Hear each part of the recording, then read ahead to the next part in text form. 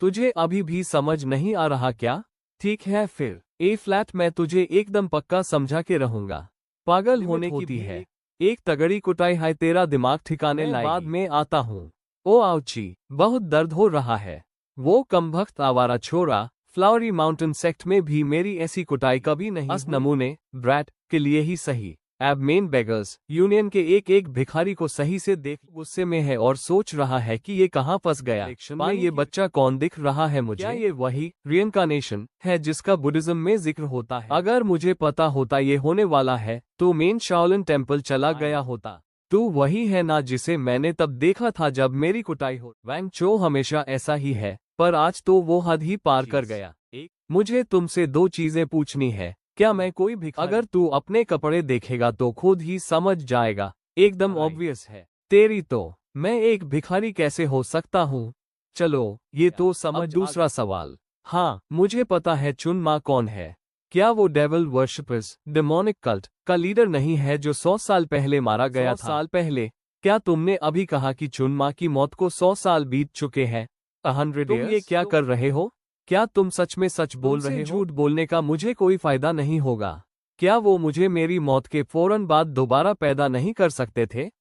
इस दुनिया में अकेला रह गया, सब इतना गलत कैसे हो गया? तो फिर फ्लावरी माउंटेन सेक्ट का भी? हाँ, फ्लावरी माउंटेन सेक्ट, मेरे सेक्ट के साथ क्या हुआ? सामने वाला शख्स यूज बताता है कि ग्रेट 10 सेक्ट्स, सबसे महान 10 सेक्ट्स की लिस्ट में अब फ्लावरी माउंटेन सेक्ट का नाम और निशान तक नहीं है। प्रोटैगनिस्ट को यकीन नहीं आता और वो सोचता है ये कैसे मुमकिन है? माउंट हुआ सेक्ट दुनिया के टॉप 10 सेक्ट्स में से एक हुआ करता था। पूरी इज्जत, पूरा रौब। ए फ्लैट, हालत ऐसी है कि लोग इसका नाम तक भूल गए हैं। सोच, तू किसी कॉलेज का टॉपर हो और 100 साल बाद वापस आए तो पता चले कि तेरा कॉलेज अब एक किराने की दुकान बन गया है। चुंगम्यंग की हालत बिल्कुल वैसी ही है। शायद शांक्सी प्रोविंस के मैप पे कहीं छोटा मोटा नाम मिल जाए। माउंट हुआ सेक्ट कभी दुनिया के टॉप 3 सेक्ट्स में से एक हुआ करता था। वाई अब 10 ग्रेट सेक्ट्स टॉप 10 का हिस्सा भी नहीं रहा। बंदा इतना परेशान है कि कह रहा है, I refuse to believe it. ऊपर से मजाक यह है कि जिस नए बॉडी में वो आया है उसका नाम चो सैम है, जो कि एकदम भिखारियों जैसा नाम है। जो मुझ पे एहसान करेगा उससे दुगना लौटाऊंगा और जो पंगा लेगा उससे 10 गुना बदला लूंगा। शांक्सी प्रोविंस का माउंट हुआ किस तरफ है? मैं दौड़ रहा हूँ, मैं वहां पैदल जा रहा हूँ।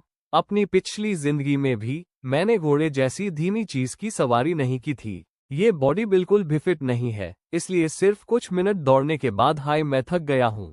मुझे इस बॉडी के साथ शांक्सी प्रोविंस तक जाना है। ये बिल्कुल इम्पॉसिबल है। मैं शायद रास्ते में ही बेहोश होकर मर जाऊंगा। तो अब तुम सोच रहे होगे कि मैं शांक्सी प्रोविंस कैसे पहुंचूंगा? यहाँ आती है ग्रेट चुंगम्यंग की असली चालाकी और दिमाग। मुझे बस खुद को मार्शल आर्ट्स में रगड़ के ट्रेन करना है। बाकी लोगों को शायद पता ही नहीं है कि ये मेरे लिए कितना बड़ी अपॉर्चुनिटी है। यहाँ तक कि जो लोग मार्शल आर्ट्स के पीक पर पहुंच जाते हैं उन्हें भी बाद में रिग्रेट होता है। वो पछताते हैं कि जब वो जवान तब उन्होंने फंडामेंटल्स बेसिक ट्रेनिंग पर ध्यान क्यों नहीं दिया। उन्हें ये भी बुरा लगता है कि जब उनके सहयोगी सीनियर उन्हें ट्रेनिंग के लिए टोकते थे तब उन्होंने कम से कम ट्रेनिंग करने का नाटक ही कर लिया होता। सबसे पहले मुझे एक ऐसी जगह ढूंढनी होगी जहां दुनिया भर की चिक चिक से दूर रह सकूं। मेरे दिमाग में एडवांस मार्शल आर्ट्स टेक्निक्स की ढेर सारी थियोरीज भरी पड़ी है। अगर मैं खुद को सिर्फ माउंट हुआ सेक्ट की टेक्निक्स तक लिमिट ना रखूं तो मैं बहुत सारी नई चीजें सीख सकता हूं, और इन सारी टेक्निक्स में से मैं सबसे पहले सीखूंगा ईली। वो दिखाता है एक किताब जिस पर इक्विलिब्रियम संतुलन लिखा है। वो कहता है कि ये टेक्निक इतनी आम है कि ये किसी भी सस्ते इलीगल स्ट्रीट स्टोर पटरी पर लगने वाली दुकानें पर कचरे के भाव मिलती है। फिर वो एक ट्विस्ट देता है। वो कहता है कि उसने इसे इसलिए नहीं सीखा क्योंकि ये सस्ती है, बल्कि इसलिए क्योंकि ये चीप बेकार बिल्कुल नहीं है। वो समझाता है कि इक्विलिब्रियम टेक्निक से आपका एनर्जी अंदरूनी शक्ति बहुत ज्यादा नहीं बढ़ती, लेकिन इसका असली फायदा कुछ और है, जो आगे कहानी में पता चलता है कि ये की को कंट्रोल और बैलेंस करने में बेहतरीन है।